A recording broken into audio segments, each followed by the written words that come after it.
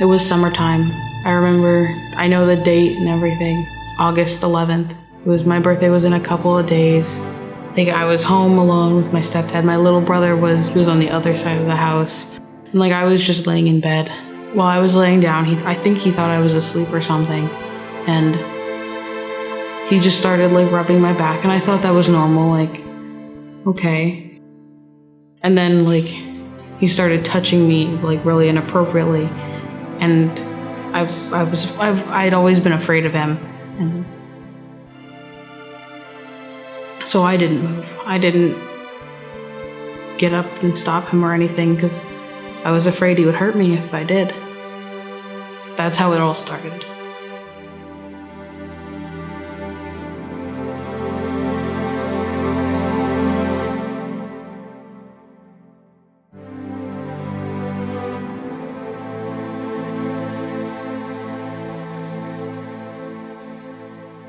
I was 17. It was Memorial Day weekend.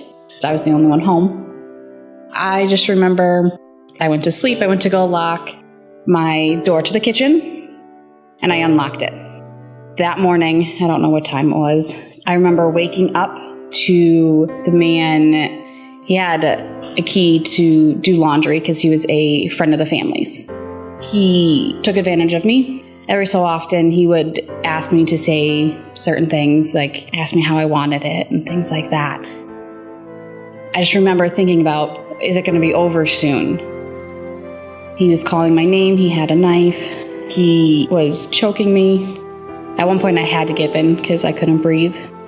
In that struggle, he slit my finger, my back as well. After I gave in, all I remember him saying is that if you let me do whatever I want, I'll sit on the couch while you call the police.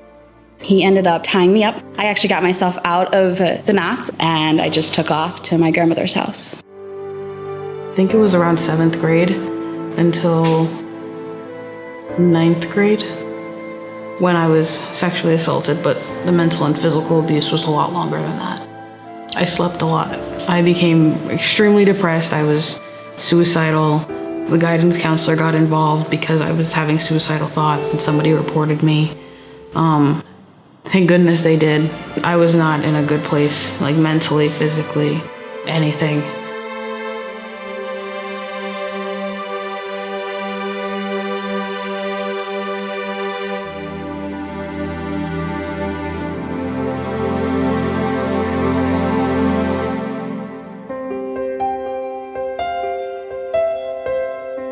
I actually had a boyfriend. Honestly, he forced me to say something. And he was like, you need to tell somebody. And I told my dad that night. And I went up to my dad and I was like, Dad, he was very calm. He kept reassuring me that it was okay, take my time, it'll be okay. And then they referred us to the CAC because they didn't want to keep questioning me over and over and over and over again. And then they sent me over to the CAC. When I ran to my grandmother's, we called the police. They ended up coming to my grandmother's house, made sure I was okay, waited for my parents to get there. First went to the hospital, and then they took me down to the Children's Advocacy Center. I was very scared, to be honest. Not because of the building, because the building is very friendly, it's great. And afterwards, they were amazing, and I love them for it. I was really scared. They took me upstairs, they just talked to me and asked me what happened, and they just talked to us like normal people, and they were just amazing. They were very friendly. They told me everything that was going to happen.